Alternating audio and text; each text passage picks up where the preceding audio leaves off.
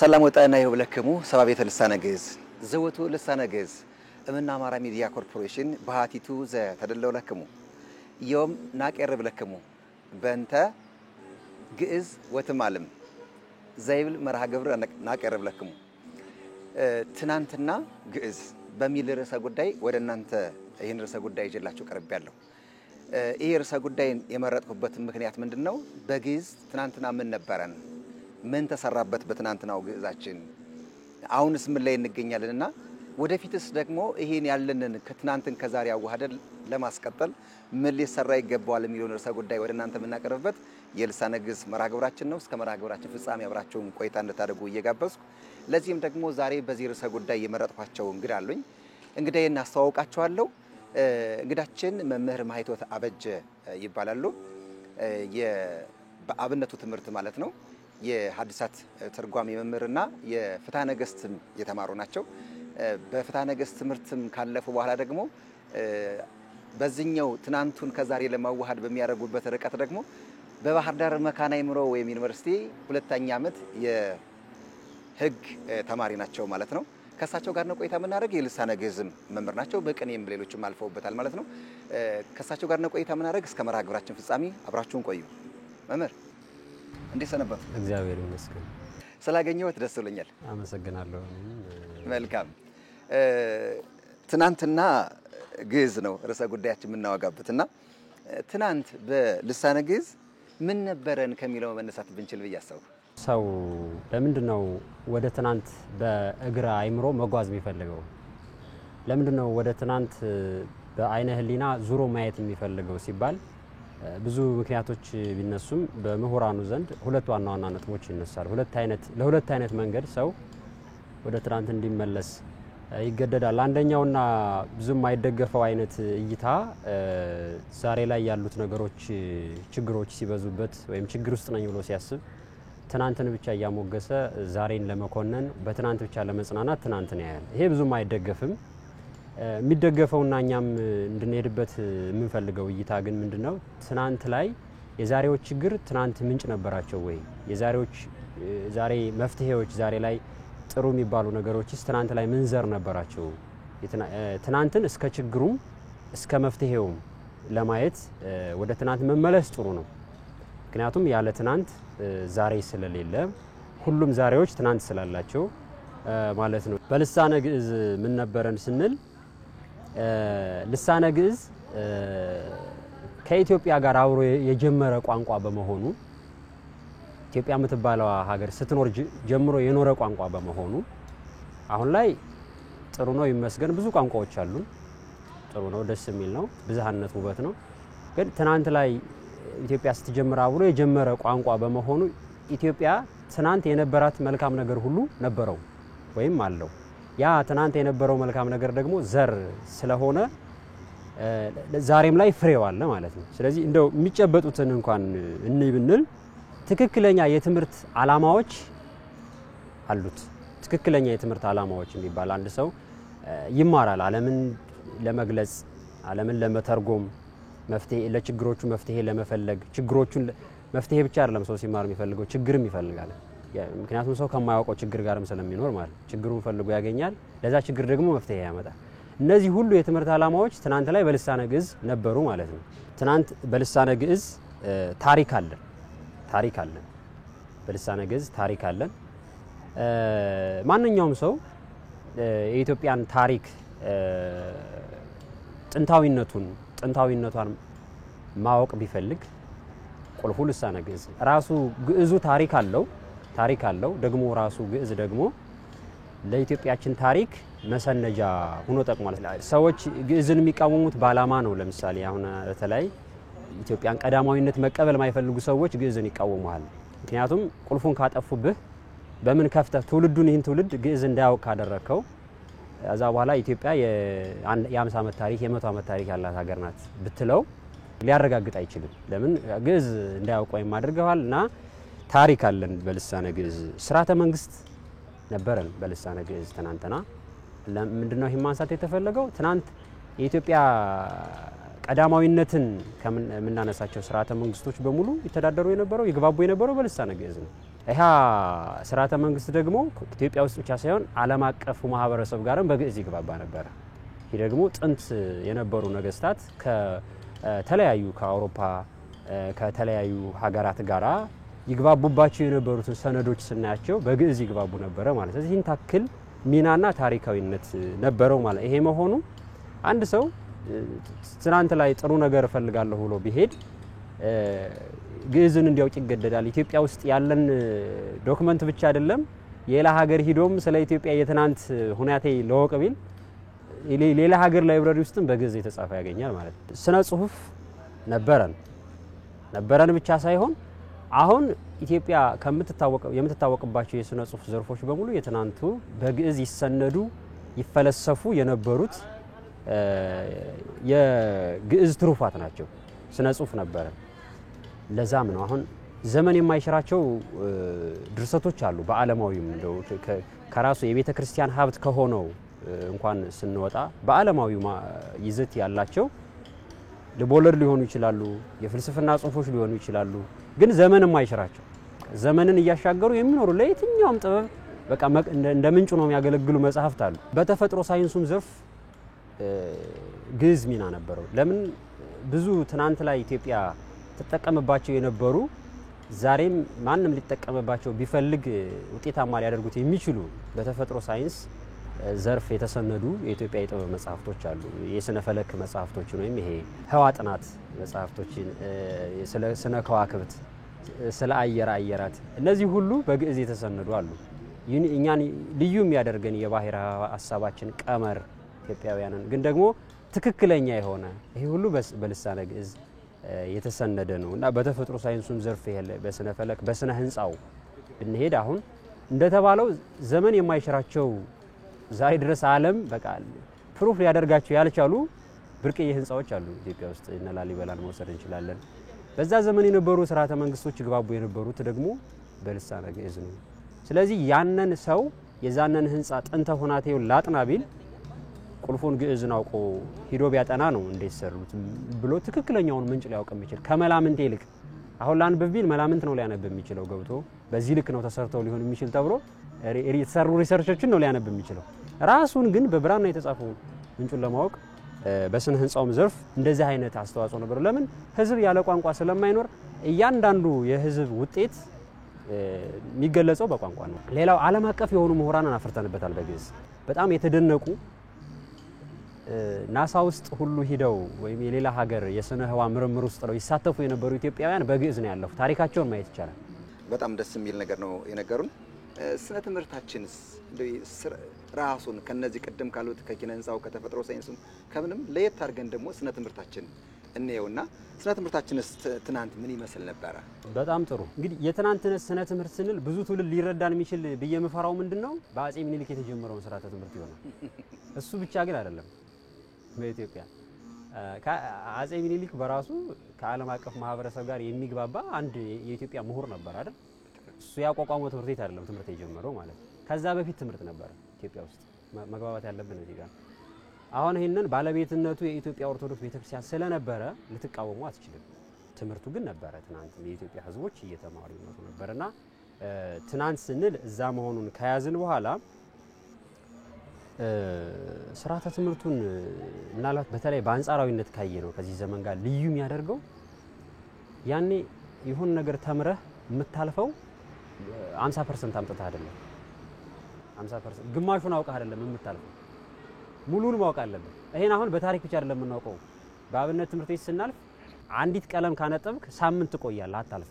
አንዲት ቀለም እንግዲህ ካንዱ ሙሉ ይዘት ውስጥ አንዲት ቀለም ከጠፋችህ አይደለም ቀለም ማጥፋት ቀርቶ የሚጠቀለለውን ዘርዝረህ የሚዘረዘረውን ጠቅልለህ ካልከው አንዲት የዜማ ረክርክ ከጠፋችህ ሳምንት ልትቆይ ትችላለህ፣ አመትም ልትቆይ ትችላለህ አታልፈው 100% እና ይሄ ልዩ ያደርገዋል። ሴንተር ኦፍ ኤክሰለንስ ይላል። አዎ በቃ ሙሉ ተጠያቂነት አላችሁ በዛ ዘርፍ። ቆይ መጻፍ አይቼ ልምጣ ብለው አይደለም እንዲው ይሆናል ብለው አይደለም እና ይህን ታክል እርግጠኝነት ነበረ። ሌላው በጣም የሚያስደስተውና ልዩ የሚያደርገው ደግሞ የትናንት ስርዓተ ትምህርት በተግባርም የተፈተነ ነበር ወይም በዛ ዘርፍ ያለፉ ሰዎች ተግባራዊ ነበሩ። ይሄ ማለት ምንድነው? ተግባራዊነት የተማርከው መተግበር ባድርግና ባታድርግ ሊገለጽ ይችላል። ለምሳሌ ባድርግና ባታድርግ ስነ ምግባር ከሆነ የተማርክ አታድርግ የተባልከውን እየተውክ ነው የምታልፍ። በዛ ትምህርት ስታልፍ መተውን አይደለም እየተማርክ የምታልፍ። አድርግ የተባልከውን ደግሞ መልካም ነገር እያደረክ ነው የምታልፍ እንጂ ማድረግን እየተማርክ ሳታደርገው ግን አይደለም የምታስተምር ማለት ነው። እሱ አንዱ ነው። ሌላው ስለሌላ ስለተፈጥሮ ሳይንስ ስለምናምን ይማሩና የሚያውቁ ነበሩ። ቲዮሪ ሳይሆን በተግባር የሚያውቁ ነበሩ። ይሄ ምናልባት ለዘመኑ ትውልድ ፈተና እየሆነበት መጥቷል። የበሬውን ዕቃ ማያቅ የግብርና ምሁር ልታገኝ ትችላለህ። ይሄ ደግሞ አሁንም ድረስ በበሬ እያረሰች ላለች ኢትዮጵያ ከርፍ እስከ ቀንበር እስካላወቀ የግብርና ምንድነው በሞተር የሚታረስ ከሆነ ያወቀ ለኢትዮጵያ የሚያስፈልጋት ከሆነ አመት በኋላ ነው መካናይዝድ የሆነ ግብርና ሲመጣ ማለት ነው። ስለዚህ በተግባር የተፈተኑ ነበሩ ስንል በማህበራዊ ጉዳይ ወይም በስነ ምግባሩ ጉዳይ አታድርግ የተባለውን የተው መብት ያከበሩ አገራቸውን ይወደዱ ነበሩ። በተፈጥሮ ሳይንስም የሚማሩትን ያወቁ ነበሩ። ጥበብ ሁሉ ተሰንዶ የሚገኘው ለዛ ነውና የትናንቱ ትምህርት እስካሁን ከሌላው ዓለም የምንለይበት አለን። ኢትዮጵያ የምንለይበት ሲባል የምንቃረንበት አይደለም፣ ውብ የሚያደርገን ማለት ነው። ሌሎቹ እሱን መውሰድ የሚፈልጉ ብዙ ነገር አለ። እሱ ነገር ሁሉ የስርዓተ ትምህርታችን አካል ነበር። የትናንትና የስርዓተ ትምህርታችን አካል ነበር። ለምሳሌ ኢትዮጵያውያን ለማንም አልተገዙም። እሱ ብቻ የለም ያስገርመን። ግን ደግሞ ጉልበት አለን ብለው ጎረቤት ሀገር አልገዙም። የሚገርመኝ ደግሞ እሱ ነው። አዎ ለምሳሌ በወቅቱ ዛኔ ኃያል መንግስት እያለ ጣሊያንን መበገር የሚችል መንግስት ማቆም የሚችል መንግስት እያለ ጎረቤት ሀገር ሱዳንን ወሮ ቀኝ ግዛት አላደረገም። ጎረቤት ሀገር የሆነች ሀገር ወሮ ቀኝ ግዛት አልገዛም። ስለዚህ የራሳቸውንም የሚጠብቁ የሰውን መብት የሚያከብሩ በሰው እኩልነት የሚያምኑ ይሄ ማለት ምንን ያሳያል? የትናንት ስርዓተ ትምህርታችን ሰዋዊ ነበር። ሰው ተኮር ነበረ ማለት ነው። ሰው ተኮር ነበር ማለት ሰውን ሁሉ በእኩልነት የሚያከብር እኔ ጉልበት አለኝ ብሎ የማይቀማ አይነት ሰው ተኮር ትምህርት። ምንጩንም ስታየው እንግዲህ ምናልባት እንደው እንተው በሚል ነው እንጂ በቃ ምንጩም ስለሚላይ ማለት ነው። ምናልባት የዘመኑን ትውልድ ከዝንጀሮ ነው የመጣህ ብለህ አስተምረኸው ስለ ሰው ሁሉ እኩልነት ብትነግረው ላይቀበል ይችላል። ሰርቫይቫል ኦፍ ዘ ፊተስት ነው የሚገዛኝ አሸንፌ እኖራለሁ ሊል ይችላል ማለት ነው። ያ ደግሞ ምንጩም በፈሪሃ እግዚአብሔር በፈጣሪ የሚያምኑ ህዝቦች ስለነበሩ በቋንቋ በምን ቢለያዩም ደግሞ አንድ የሚያደርጋቸው ደግሞ የስርዓተ መንግስቱ ግዕዝ ቋንቋ ሰዎች ጋር የሚግባቡበት ስለነበረና ይሄም የስርዓተ ትምህርታቸው አንዱ አካል ስለነበረ ዛሬ ድረስ ኢትዮጵያ የምትለይበት የምትሞገስበት ነገር የትናንቱ ስርዓተ ትምህርት አካል ነበረ ማለት ነው። እና ይሄ በጣም የሚገርም ጉዳይ ነው። ብሉነቱ ራሱ ብቻውን እንደ ምን ንድፈ ሐሳብ የሚባለው የቲዮሪ የሚባለው እሱ ራሱ መሆን የሚችልበት ነው ብዬ አስባለሁ። ለምን ሙሉነት እንዴት ነው የሚመጣው? አሁን ሙሉነትን በመጣኔ የማሳለፍ መጣኔ በሙሉ የትምህርት ጥራት እና በሙሉ ደግሞ ያለ ጊዜ ገደብ መለካት አንድ ተማሪ አንድ አመት መጠበቅ አለበት ወደ ሌላ ለመሸጋገር። አንድ ምሳሌ ልንገር። እዛ ውስጥ አንድ አመት ስለሞላህ ብቻ ወደ ሌላ ግሬድ አትሸጋገርም። በዛኛው ስርዓተ ትምህርት ማለት ነው። አንድ አመት ላይ የሆነ ስቴፕ ላይ ስለቆየህ ብቻ ወደ ቀጣዩ ስቴፕ አትሸጋገርም። መያዝ አለብህ። የሚለካው በመያዝ ነው። አመት መቆየቱ እንዳልሆነ ወደ ቀጣይ የሚያሻግረው ስለሚያውቅ ሰው አማራጩ ምንድነው? መማር ነው፣ መያዝ። ወደ ቀጣይ የሚያሻግረው ለምሳሌ የ4 አመት ኮርስ ዩኒቨርሲቲ ውስጥ ቢያጠና ተማሪ አማራጩ 100% መያዙ ብቻ እንደሚያስመርቀው ካመነ አማራጩ ምንድነው? መማር ብቻ ነው። 4 አመት ብቻ ከቆየ እንደሚመረቅ ካመነ ግን እንደምንም ብሎ በዚህኛው ያደረገ 4 አመት መቆየት ይሆናል ማለት ነው።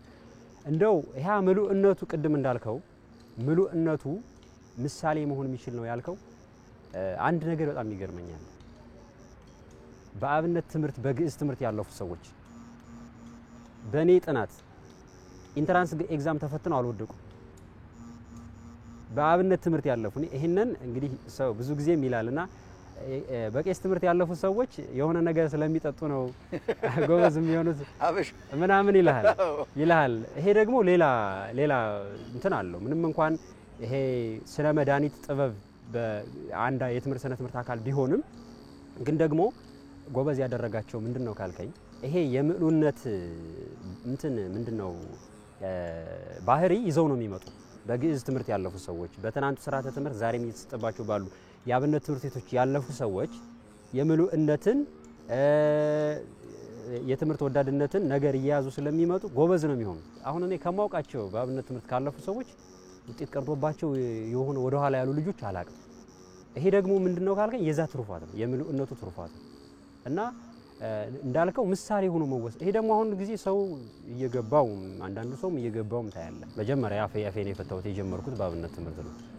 ትምህርት ከቤት ከገባው 2008 ነው የገባው። 2008 ማለት አሁን ስንት አመት ነው? 11 ምናምን አመቱ ነው። 11 ያክፍል ነበርኩ ማለት ነው። አሁን ሁለተኛ አመት ተማሪ ነኝ። ያለ ቦታ ሌላ ታሪክ ያመጣው ሲቀጥል እንዴ? እውነት ነው። ይሄ እውነት ነው። በቃ የጀመርኩት እንዳልኩ አብነት ትምህርት ነው። መጀመሪያ ሚሊኒየም ላይ ጀመርኩ 2000 ዓመተ ምህረት አካባቢ ጀመርኩ። ከዛ በኋላ ተጓዝኩኝ እንግዲህ እንዳቅሜ በአብነት ትምህርት ቤቶች ተጓዝ። ከዛ በኋላ ጥሩ ነው ብማረው አይከፋም በሚል እዛው አብነት ትምህርት እየተማርኩ እንደውም እየተማርኩ ነው የጀመርኩት። በዛ አማራለሁ እና እንዳልኩ የዛ ባህሪ አብሮኝ አለ። የኔ ጀግንነት ብቻ ሳይሆን በዛ ማለፌ የሰጠኝ ጥቅም ስላለ አንድ ያክፍል ገብቼ አይ በቃ ይሄማ በጣም ይችላል እኮ ምናምን ህፃናት መያዝ ያለባቸው አንድ ያክፍል ህፃናት መያዝ ያለባቸው ይችላል ብለው ሁለተኛ ያክፍል መዘገቡኝና ሲያስተምሩኝ አሁንም ጥሩ ነበርኩኝ።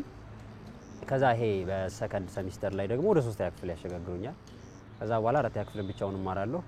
ከዛ በኋላ 5 ያክፍል ገባው በ3ኛው አመት ማለት ነው። ከዛ እስከ ግማሹ እንደተማርኩ ደግሞ በቃ ይሄ ልጅ ወደ 6 ያክፍል መሄድ አለበት። ምክንያቱም እንትን አልነበረኝም። በርግጥ ይሄ ምንድነው ሚቀንስ ነጥብ አልነበረኝም።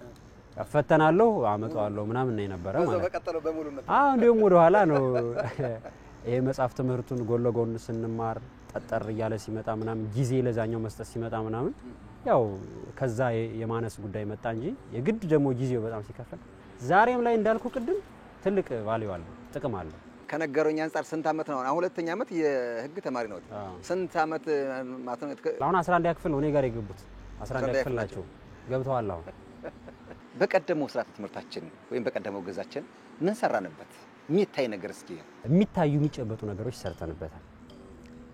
አንደኛ የዛሬውን ስርዓተ ትምህርት ወልዷል። ጠቃሚ የሆኑ አሁን የኢትዮጵያ ሆኖ ጠቃሚ እንደው የኢትዮጵያ ጠቃሚ የሆነውን ትምህርት መውለድ ብቻ ሳይሆን አሁን የዚህ ዘመን ትውልድ ለምሳሌ ዘመናዊ ትምህርት እየተማረ ነው። ያንን ትቶ ዘመናዊ ትምህርትን ነገስታቱ አምጥተው ለኢትዮጵያ ሲያስተዋውቁ ምንም የማያውቅ ሰው አይደለም ያስተማሩት። መጽሐፍ ማንበብ የሚችል ሰው ነበር ያስተምሩ ነበር። እነዛ ደግሞ በቀደመው ስርዓተ ትምህርት ያለፉ ናቸው። ስለዚህ ይሄ አሁን ያለው ስርዓተ ትምህርት እንዲገባ አሁን ዘመናዊ ስርዓተ ትምህርት እኮ በሙሉ አናውግዘው። በጣም ጠቃሚ የሆነ ትምህርት እኮ አለ፣ ምንም ጥያቄ የሌለው ማለት ነው። ምሳሌ አሁን አንተና እኔ የምናወራው ነገር ለህዝብ የምናደርሰው በትምህርት በተወለደ ነገር ነው። ለእንደነዚህ አይነት ጥበቦች ለእንደነዚህ አይነት ሳይንሶች ደግሞ አንደኛ ጅማሮ ኢትዮጵያ ውስጥ ነበረ በደንብ ካየነው በትናንቱ ስርዓተ ትምህርት ሲቀጥል ዓለም አቀፍ ለሆኑ ግኝቶች መግቢያ ሆኗል ማለት ነው። ዓለም አቀፍ መግባቢያ ሆኖ ግዕዝ በዛ ወቅት ዓለም አቀፍ መግባቢያ ሆኖ ከዓለም አቀፉ ማህበረሰብ ጋር እየተገናኘን ዲፕሎማሲ የሚባለው በዘመኑ ቋንቋ እያደረግን ከሰዎች ጋር እየተግባባን ብዙ ነገሮች አድርገንበታል። ብዙ በስነ ህንጻው ዘርፍ ቢባል ቅድም እንዳልኩት ከሰዎች እየተግባቡ እያጠኑ እየወጡ እያወረዱ ሰርተውበታል። በስነ ጽሁፉ ዘርፍ ዘመን የማይሽራቸው በጣም ይገርማል። አሁን እኮ በዚህ ዘመን የተጻፉ ጽሁፎች አንድ ሰሞን ላይ በጣም ልዑል ይሆናሉ፣ በጣም ይወደዳሉ ምናምን ከሆነ አመት በኋላ ደግሞ እስከ መኖራቸው ሁሉ ይረሳሉ። ዘመን የማይሽራቸው የስነ ጽሁፍ ውጤቶች አሉ። በትናንቱ ግዕዝ ስለ ተፈጥሮ ሳይንስ የተሰነዱ እኮ ጽሁፎች አሉ። ስለ ዝናሙ በተነጊሚ ረቂቅ ዘያወጽኦ ለማይ የሚለው የና በጊዮርጊስ ጽሁፍ የለም። አሁን እሱ ሳይንስ አይደለም። በዝናብትነት ከመሬት ያለውን ውሃ ወደ ሰማይ ያወጣዋል። ከዛ በኋላ ደመና ሆኖ ደግሞ ይወርዳል፣ ውሃ ሆኖ ይወርዳል። ይሄ ደግሞ በዛኛው በሳይንሱ ደግሞ ስሙን ቀይር አድርገህ የውሃ ትነት ሰርኩሌሽን የውሃ ሰርኩሌሽን ብለህ መጀመሪያ ይተናል፣ ከዛ ወደ ጋዝነት ይቀየራል፣ ከዛ በኋላ እንደገና ሊኩዊድ ሆኖ ይወርዳል ብለህ ብታስተምረው አንድ ሰው አሜን ብሎ ነው የሚቀበል። በግዕዝ ብትጠቅስበት ግን ይሄ ሰውዬ ሃይማኖት እያስተማረኝ ነው ብሎ ነው የሚሄድና ይሄ ሁሉ አለው በግዕዝ ውስጥ ማለት ነው። ትናንት ርቃቂያቸውን ጥበባቸውን መራቀቃቸውን የገለጹበት ኪነ ህንጻው ዘርፉ ራሱ ትምህርቱ ይወለደ ወልደ አንዱ በጣም ጥሩ እና ዛሬ ደግሞ ለኛ ዳቦ የሆኑን በጣም ይገርመኛል። በትምህርታቸው 100% ነበሩ ትናንት ላይ ወይም ሙሉ አምጥተው ነው ሙሉ ሆነው ነው የሚያልፉት ያንን ትምህርት ብለን ነበር አይደል ቅድም የዚያ ውጤት የሆኑ ህንጻዎች ናቸው 100 ዓመትን 1000 ዓመትን ተሻግረው የምታያቸው የዛ ውጤት የሆኑ ማለት ነው። እንግዲህ ዛሬ ላይ ስታይ በአንጻሩ ካየህ ደግሞ ሳይመረቅ ይሰነጠቅም ይኖራል ተሰርቶ ማለት ነው በዚህ ዘመንና ሙሉ አይደለም እንግዲህ ምናልባት ዝም ብሎ የነ ቶሎ ሲሆንና ያ የስነ ትምህርቱ አካል ስለነበረ እሱዎች አይደለም አሁን ዓለም የላሊበላ ህንጻን የሆነ ፕሩፍ ለማድረግ ይከብደዋል በኢንጂነሪንጉ ህግ ማለት ነው። ከጉልላቱ ወደ መሰረቱ የተሰራ ህንጻ እንዴት ነው ውሃ ልኩ ሊመጣለት ይችላል እንዴት ነው ምናምን አሁን እኛ ጋር መሰረት ተሰርቶ ምናምን ነው የሚወጣው እሱ ደግሞ ጉልላቱ መጀመሪያ ሰራ ከዛ በኋላ እንትኑን ምንድነው ጉልላት የምንለው ይሄ የቤቱ ጣራ ማለት ነው ጣራው መጀመሪያ ይሰራልሃል ከዛ በኋላ መስኮቶችን እየሰራ ከዛ ግድግዳ እየሰራ እዛ በር እዛ መጨረሻ ነው ወለሉን የሚሰራው ማለት ነው ደረጃዎችን ትሮች ማልፈው መጨረሻ ላይ የሚሰራው ይሄ አሁን ለዓለም አቀፉ ማህበረሰብ ጥያቄ ሆኖ በእርግጠኝነት ይሄ አይነት ነገር ሌላ ሀገር ላይ ቢሆን እንዲው እስከ ዛሬም ወይ አንተና እኔን ተበድረንም ቢሆን ሄደንና ሊሆን ይችላል ሌላ ሀገር ላይ ቢሆን ማለት ነው በጣም ተደንቀንበት እናነበው ሊሆን ይችላል ግን እነዛን የትናንት ስነ ትምህርት አስተዋጽኦ የሆኑ የጥበብ ስራዎችን ስንቱ ትውልድ ይሆን አሁን በፍላጎት እንዲው ላንብባቸው ሂጀልያቸው ብሎ የሚያጣናቸው እና የስነ ትምህርቱ አካል ናቸው እነዛ ለዛም ነው ዘመናትን ተሻግረው የጥበብ ምንጭ ሆነው የሚያገለግሉት ዛሬ ድረስ በመጣኔ ሀብቱ ዘርፍም ለብዙ ማህበረሰብ እድል ፈጥረው የሚኖሩ ኢትዮጵያን ደግሞ በዓለም አቀፍ ማህበረሰብ ግን እያስተዋወቋት የሚኖሩ የትናንቱ የስነ ትምህርት አስተዋጽኦ ትሩፋት ስለነበሩ ነው ማለት ነው። አንድን ሰው ባጭሩ አሁን ኢትዮጵያን ምን አይነት ሀገር ናት ብለህ ብትጠይቀው ሊልህ የሚችል ውቅር ቤተክርስቲያን ያለባት ወይም ደግሞ ውቅር ህንጻ ያለባት ወይም ደግሞ የአክሱም ህንጻ ያለባት ወይም ደግሞ በቀኝ ያልተገዛች ሊልህ ይችላል። እነዛ ነገሮች ደግሞ የትናንቱ የስነ ትምህርት አስተዋጽኦ ናቸው ማለት ነው። የነ አጼ ፋሲል ግንብም የትናንቱ የስነ ትምህርት ውጤት እኮ ነው። የኢንጂነሪንግ ዩኒቨርሲቲዎች ከተከፈቱ በኋላ አይደለም የተሰራው ብዙ እንደዛ አይነት ህንጻዎች ብዙ አሉ ማለት ነው። እና ደግሞ ይገርማል ብዙ 100 ዓመታቶችን አስቆጥረው ዛሬ ድረስ የጥበብ ምንጭ ሆነው ውበታቸው ሳይጠፋ ስታይ ምን ያክል በትክክልም የትናንቱ ስነ ትምህርት ምሉእ ነበረ። ጨምቆ ሳይማር አይደለም አንድ ሰው ተነስቶ ዝም ብሎ ስነ ህንጻ ሳይማር በዛ ዘመንም ቢሆን ተምሮ ነው መዶሻ ይዞ ዝም ብሎ አይፈልጥም ሄዶ ድንጋይ እና የምሉእነታቸው መገለጫ ነው ያ ራሱ ማለት ነው። መሬታውያን ናቸው በመሬት ልብ ውስጥ ብቻ ናቸው ቤት መስራት የሚያውቁ እንዳይሉ ከመሬት በላይም ሰርተው አሳዩን ላጼ ፋሲል አይነቱ ቅድም እርሱ በጣም ጥሩ አይ አክሱም ህንጻም አለ ደግሞ ከእንደገና ደግሞ አሬ ይድነቃችሁ ሁሉና ደግሞ ከአንድ ድንጋይ ደግሞ አንድ አክሱም ያን አይነት እንደ ሐውልት መስከር አድርገው ታሪክ ተሻጋሪ የሆነ ስራ ሰርተው ደግሞ አስቀመጡት አልኩ። አሁን ቅድም ያልኩ ነጥብ አስታወስከኝ። እነዚህ ህንጻዎች ሌላ ሀገር ላይ ቢሆኑ ያልኩ ሌላው ሀገር ተፈላጊነታቸውን ደብቆ ግን ይፈልጋቸዋል ተፈላጊነታቸውን ደብቆ ለዚህ ደግሞ ማሳያ የኢትዮጵያ ህንጻ ተነቅሎ የሆነ ሀገር ሄዶ ጣሊያን ሄዶ ከዛ ከሆነ አመት በኋላ ነው መቼስ እነሱ አሁን እንግዲህ ዝም ብሎ ተራ ነገር ቢሆን ኑሮ የጥበብ ምንጭ ባይሆን ኑሮ ዝም ብሎ አንስተው ይወስዱት ነበር ዝም ብሎ አንስተው ይህን ታክል አንስተው ይወስዱት ነበር እሺ ሲመልሱት ዝም ብለው የመለሱት ይመስላል አጥንተው ብዙ ነገር አስቀርተውበት ነው የመለሱት ማለት ነው። እና እንዳልኩ ነው ተፈላጊነት ግን አንተ ስትረሳው ሰው ይነግራል አንተ ንቀኸው ተተውሳል ያለህን ነገር ሰው ሊሰርቅህ ሲል የሆነ ነገር ለካ ይሄ ነገር ይጠቅማል ብለህ አንስተህ ኖረው አጣቅም የሆነ ቃ እንደዛ ማለት ነውና እንዳልኩ በመሬት ልብ ውስጥ ብቻ አይደለም ከአንድ አለት ግሩም የሚባል በቃ በእርግጥ አሁን ስለ አክሱም ሳነብ በቃ እንዴት ተሰራ ለሚለው የዘመኑ ትውልድ በጣም ነው የገረመው በቃ ካለው የስነ ህንጻ ዕውቀት በላይ ነው የሆነ ብዙ ነገር የሚደንቀኝ እንዳለ ሆኖ አንዷ የምትደንቀኝ በጣም መምህር የሚገርመኝ እንትኗ ነች የፍሳሽ ማስወገጃ ስርዓቱ በጣም ይገርመኛል።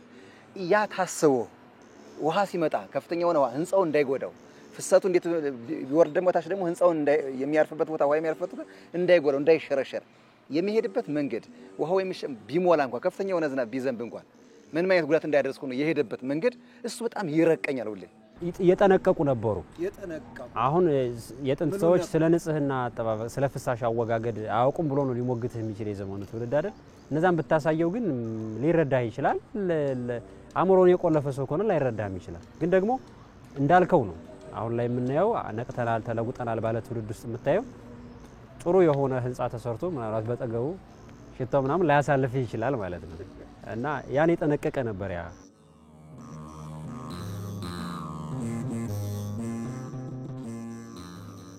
የተወደዳችሁ ተመልካቾቻችን ቆይታችሁን ያረጋችሁት የምትገኙት ከአማራ ሚዲያ ኮርፖሬሽን ብቻ ወደ እናንተ የሚደርሰው ልሳነ ግዕዝ መርሃ ግብራችን ነው በዛሬው ልሳነ ግዕዝ መርሃ ግብራችን ቆይተልን ከኛ ጋር ቆይት ብላችሁ የተዳጃችሁ ካላችሁ እያወጋንበት የምንገኘው ርዕሰ ጉዳይ ትናንትና ግዕዝ በሚል ርዕሰ ጉዳይ ነው ትናንት በልሳነ ግዕዝ ምን ተሰራ ምን ነበረን የሚለውን ጉዳይ ያየን እንገኛለን ከዛ ባሻገር ደግሞ አሁን ላይ ምን ላይ ነው የምንገኘው ነገስ እንዲኖረን ምን ፈልገው ስርዓተ ትምህርታችን ምን መምሰል አለበት ትምህርታችንስ ምን መምሰል አለበት ግዕዝን አዋሃደንስ ምን አይነት ኢትዮጵያ ልንሰራበት ሁሉ እንችላለን የሚለውን ነገር እየተወያየን የምንገኘው በዚህ ደግሞ የጋበዝኳቸው እንግዳይ ደግሞ መምህር ማህቶት አበጀ ናቸው የትርጓሜ መጻሕፍትና የቅኔ መሮቅ መምህር ናቸው ከዛ ባሻገር ደግሞ በፍትሐ ነገሥትም አልፈው አይ ይሄኛው የጥንቱ የፍትሐ ነገሥት የህግ ትምህርት ብቻ አይበቃኝም ብለው ደግሞ በባህር ዳር መካነ አእምሮ ደግሞ ሁለተኛ ዓመት የህግ ተማሪ ናቸው ማለት ነው ከሳቸው ጋር ነው ቆይታ ያደረግን የምንገኘው አሁንም አብራችሁን ዘለቁ እንደቀጠልን ነው መምህር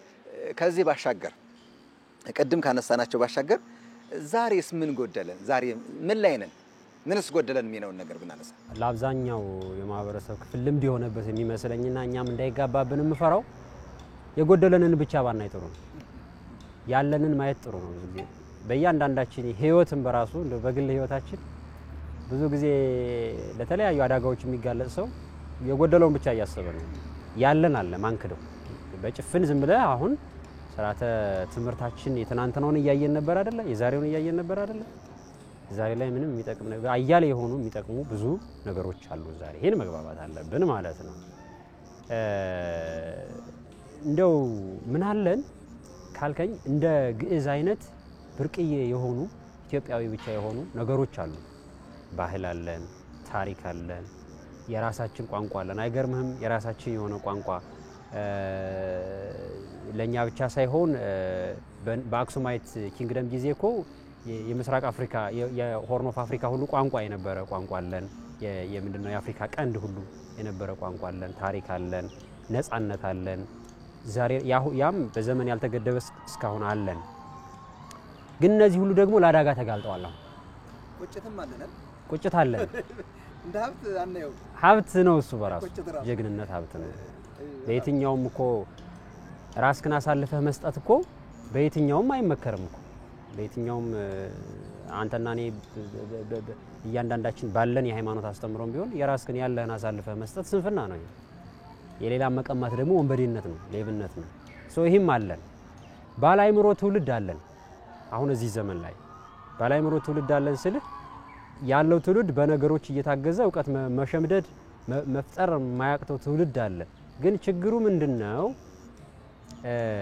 ይሄ ትውልድ አንደኛ ከልቡ ሀገር ወዳድ አለመሆኑ ያ ደግሞ ባገኘው አጋጣሚ ኢትዮጵያ ለቆ መሄድ ቢፈልግ አብዛኛውን ስታየው የሆነች ቀዳዳ ባገኘ ቁጥር በቃ አገሩን መጥላት የሆነ ድል ባገኘ ቁጥር አገሩን መስደብ የሚፈልግ በተለይ በእኛ ስቴጅ ያለው ወጣት ስታየው ያሳዝናልና ይሄ ጎሎናል ሀገር ወዳድነት ጎሎናል ሌላው የትምህርት ተደራሽነት አለ በዚህ ዘመን ምን ጥያቄ የለውም እኮ ትናንት ላይ የነበረው የተከበረ ትምህርት እንደነበረ ሁሉ የትምህርት ተደራሽነት አለ ህፃናት ሁሉ ወጥተው ይማሩ መባሉ መልካም ነው ግን ደግሞ ምን ታያለ በዛ ስርዓተ ትምህርት ውስጥ ቅድም እንደማጥቀስ እንደሞከር ነው ዝም ብሎ ከሆነ ሀገር አንድን ፍልስፍና አንድን ፈጠራ አንድን ጉዳይ እንዳለ ቀድቶ ማምጣት እንዳለ ኢትዮጵያዊ ሳታደርግ ሳትገርዝ እንዳለ ካመጣው ይችግር ነው የሚጠቅምን ሳይንስ ማምጣ ይሄ ያለ ነው እና ግን እንደ ንባ ሆነ ንባ እኮ ለማሯ የሚጠቅማትን ነገር ለመስራት በራ የሆነ ጫካ ውስጥ ገብታ ከዛ በኋላ ቁጭ ብላ ለማሯ የሚጠቅማትን ብቻ አበባ ነው የምትወስድ እዛም አበባውም ቀስማ የሚጠቅማት ቅጠል ግንድ ምናምን አትሸከም ቅርፊት ምናምን አትሸከምና እንደነባ ሆነ ለትውልድ ብቻ የሚጠቅመው ነው ገረዘ ኢትዮጵያ ያደርጋ አመጣህ ብትሰጠው ጥሩ ነው ከዛ ወይ ግን ችግር ታስተምረዋለህ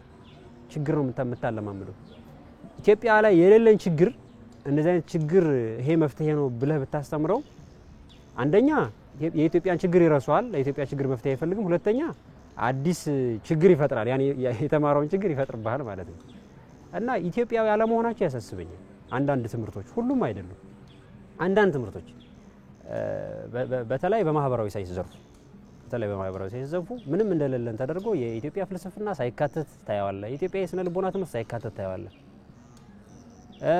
በታሪክ ትምህርት የተወሰነ ቢካተት ተነቅፎ ምሉእነት የጎደለው ተብሎ ታያዋለህ ይሄ ደግሞ እስከመቼ ድረስ አሁን እየበላ ነው ያለና አሁን ለምሳሌ አንተና እኔ ስለ ግዕዝ እያወራን ነው የትናንት ሰዎች ያስተላለፉልን ነው አሁን የሆነ ጽሁፍ አንስተል ታነጥ የትናንት ሰዎች የጻፉልን ነው አሁን እዚህ ጋር ጥላ አለ ጥሩ ነገር አለ ቁጭ ብለናል አንተና እኔ የተከልነው ዛፍ አይደለም የሆኑ ሰዎች የሰሩት ነው ስለዚህ አሁን የሆነ እኛ እየበላ ነው ያለን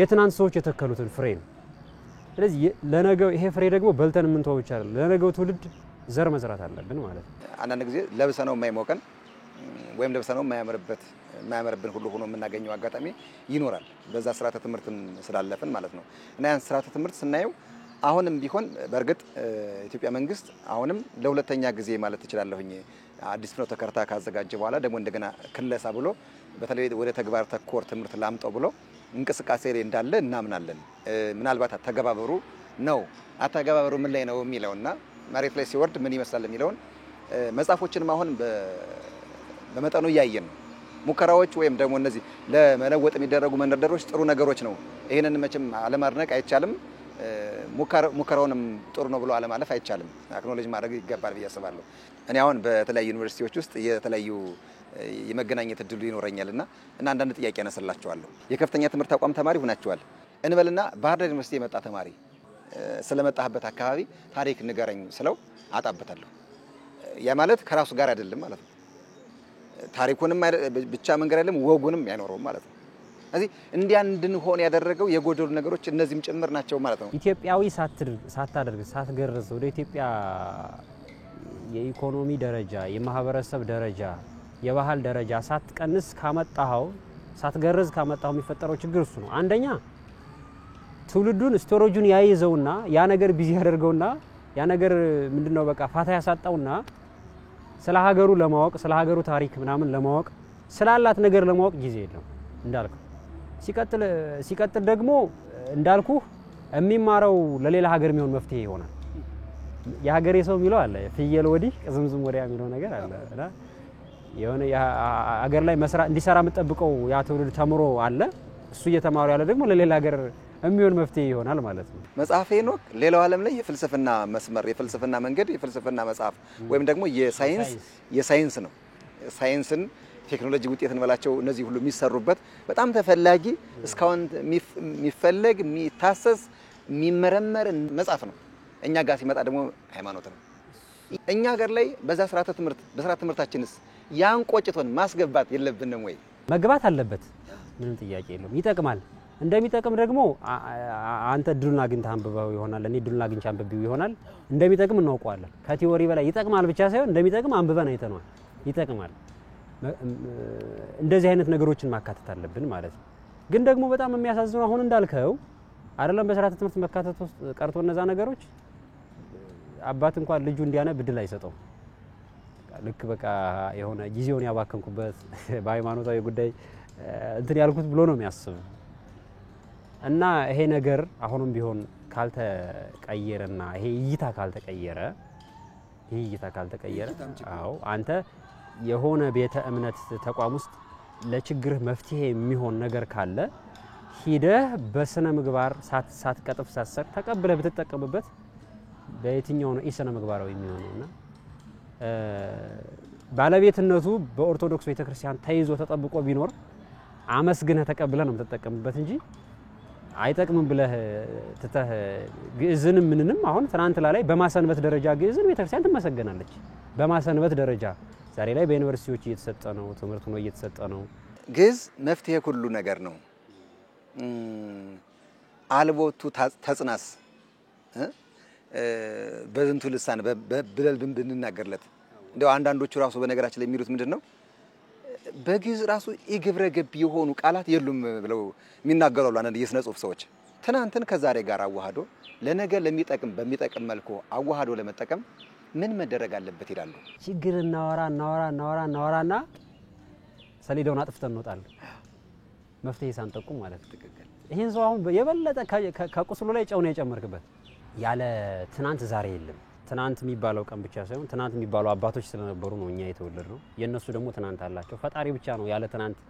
ለዛሬ ትናንት ካለው ለዛሬ ደግሞ ነገ አለ። ዛሬ ትናንቱ ከሆነ ለነገ ደግሞ ዛሬ ትናንቱ ይሆናል ማለት ነው። ስለዚህ አሁን በትናንት ውስጥ ችግሮች ካሉና ለነዛ ችግሮች ባለቤት ከሰጠን በትናንት ውስጥ መፍትሄዎች ካሉና ለነዛ ጥሩ ነገሮች ባለቤት ከሰጠን ነገ የሚፈጠረው ትውልድ ትናንቱ ላይ ዛሬ ላይ ለኛ ዛሬያችን ለነገው ትውልድ ትናንቱ ላይ የሚያያቸው መፍትሄዎች ባለቤት የሚያደርገን እኛን ነው። የሚያያቸው ችግሮች ባለቤት የሚያደርገን እኛን ነው። ስለዚህ ነገን እንዴት እንስራው? ነገ ዛሬ ላይ በእጃችን ላይ ነው ማለት ነውና አንድ ምሳሌ እንደው ብንጠቅስ ዛፍ ሲባል ስር አለው ግንድና ወደ ቅጠል ደግሞ ፍሬ አለው። ይሄ ምሳሌ ብንወስድ ስር ትናንት ነው። ቅጠሉና ግንዱ ደግሞ ዛሬ ሊሆን ይችላል። ከዛ ፍሬው ደግሞ ነገ ነው። እንዴት ነው? ከስሩ ነው ግንዱ የሆነ ነገር የሚያገኘው የሆነ ሚኒራሎች ምናምን እየሳበለት ንጥረ ነገሮችን ነው የሚያድገው። ከዛ ደግሞ ወደ የት ያስተላልፋል? ራሱ በልቶ ያስቀረው ወደ ቅርንጫፎቹ ያስተላልፋል። ቅርንጫፎቹ ጋር ስለሚያስተላልፍ ምን ይፈራል?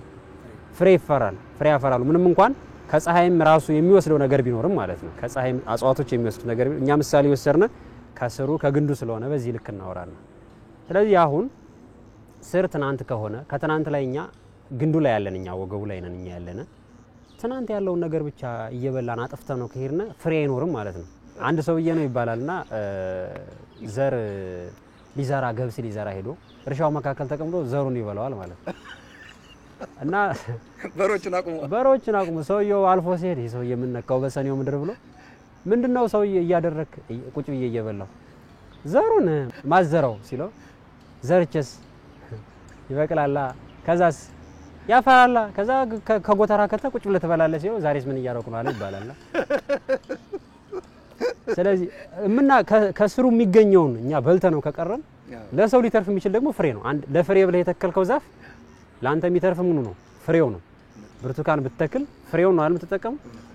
ግንዱ ላይ ብቻ ከመሬት የሚወስደው ግንዱ ላይ ቀርቶ ፍሬ ካላፈራ ላንተ አልተጠቀመም ማለት ነው። ለነገው ትውልድ ለመጥቀም ከተፈለገ ከትናንት ከስር ያዝነውን ዛሬን እኛ ደግሞ እንደገና ወደ ቅርንጫፉ ወደ ፍሬው ማስተላለፍ አለብን እና ትናንትን ከዛሬ ለማዋሃድ በዝልክ ማሰብ ትናንትን ይዞ ወደፊት መጓዝ። አሁን ትናንት ስንል የትናንት አድናቂዎች ሆነን ነገን የምንረግም ዛሬን የምንጠላ አይደለም። ግን ምን ማድረግ አለብን? ትናንትን ይዘን ወደፊት መጓዝ። ትናንታችን ሳንጥል ስንል ትናንት ላይ ችግር የነበሩ ነገሮችን ላለመድገም ትናንት ላይ መፍትሄ የሆኑ ነገሮችን ለማስቀጠል አሻሽሎ ለማስቀጠል ነው ትናንት ሲባልና ትናንትን ከዛሬ ጋር ለማዋሃድ ትናንትን ሳይጥሉ መሄድ ነው። ታሪክ አልባ ለመሆን ነው። ከትናንቱ ስርዓተ ትምህርት አሁን ቅድም ስናደንቀው ከነበረው ስርዓተ ትምህርት ልምድ መውሰድ ነው። አሁን የስርዓተ ትምህርት ልምድ ተብሎ የትናንት ትምህርት ቤት ከነበሩት ጥናት ሲሰራ ይቻላል። በዛ ትምህርት ተምሮ ያለፉ ሰዎች ስታያቸው ስነ ምግባራዊ ናቸው።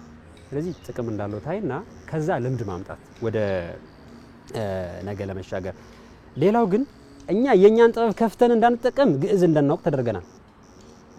የሰዎችን ጥበብ እንዳንጠቀም በእንግሊዘኛ ቋንቋ ተቆልፎብናል። መቆለፉ ብቻ የለም የሚገርማ ቁልፋችን ተወርሮብናል።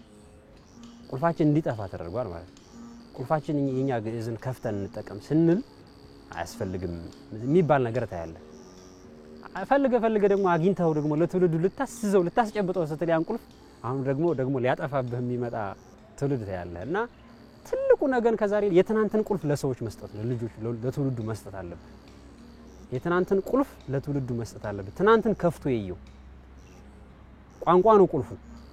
ከፍቶ ይየውና ትናንት ላይ የነበሩ ችግሮችን የሚያወጣ መፍትሄዎችን የሚያወጣ ችግሮችን አይደግምም። የዛሬ ችግሮችም ትናንት ውስጥ ምንጭ ኖራቸዋል። የዛሬ መልካም ነገሮችም ትናንት ውስጥ ዘር አላቸው እና ለትውልዱ ቁልፉን መስጠት ትናንትን ከዛሬ ጋር ለማዋሃድ ትልቅ ጉዳይ ነው ብዬ አስባለሁ። ያንድ ጥሩ ነገር አንድ ጻፊ ሆኖ ያንድ የምናየው ነገር ያ የምናየው ወይ አስደንቆን ወይ አስቸግሮን ከሆነ የማናየው ነገር መገለጫ ነው ይላል። ስለዚህ ከችግሩ ጀርባ መፍትሄውም አለ ማለት ነው። መፍትሄው አለ። አንድ ችግር ብቻውን አይመጣም። ያቱም ተቃራኒ አይደለም። በጣም ያንድ ነገር ያላየነው ገጽታው ነው እንጂ ማለት ነው። ትክክል ነው። ዘላለማዊ የሆነ ችግር የለም እዚህ ላይ። ዘላለማዊ የሆነ ደስታም ግን የለም። ንጽጽር ነው እንዳልከው። መምህር ማይቶ ታበጅ የመጻሕፍት መምህር በባህር ዳር ዩኒቨርሲቲ ደግሞ የሁለተኛ ዓመት የሕግ ተማሪ ስለ ፈቃደኝነቱና አብረውን ስለቆዩ በጣም ደስ የሚሉ ሀሳቦችንም ስላጋሩን በተመልካቾች በልሳነ ግዕዝ መርሃ ግብር ተመልካቾች ስም እጅግ አድርጌ ነው አመሰግናለሁ። የተወደዳችሁ ተመልካቾቻችን የዛሬው የልሳነ ግዕዝ መርሃ ግብራችን የተከታተላችሁትን ይመስላል። ትናንትና ግዕዝ በሚል ርዕሰ ጉዳይ አወጋን። በትናንቱ ስርዓተ ትምህርታችን ውስጥ ዛሬ ላይ አምጥተን በመናረጋቸው አተገባበር ለውጦችም ጭምር ትናንትን መሰረት አድርገን የሚያማክሩ ሰዎች ይዘን አተገባበሩን ጭምር ውጤቱን ጭምር ልናየው በመንችል ልዳሰው በመንችለው ልክ ልናመጣ ይገባል ብዬ አስባለሁና የዝግጅት ክፍላችንም ይሄን ያምንበታልና ትናንትን ከዛሬ ይሄ ርዕሰ ጉዳይ ይሄ መርሃ ግብር በትምህርት ዓለም ላሉ ሰዎች ብቻ አይደለም፣ በትምህርት ፖሊሲ በትምህርት አተገባበር ስርዓት ውስጥ ላሉ ሰዎችም ጭምር የሚጠቅም ጉዳዮችን አንስተንበታል። ይሄን መርሃ ግብር ደግሞ እኔ ጋሻው ጀንበር አዘጋጀውላችሁ። ይሄ መርሃ ግብር አእምሮ ወደ እናንተ እንዲቀርብ ደግሞ እንዳለውና ሄኖክ ደግሞ በቀረጻ በኩል አብረውን ከኛ ጋር ቆይታ አድርገዋል። ጥቀ እሴ ባሕክሙ ሰላም ለኩልክሙ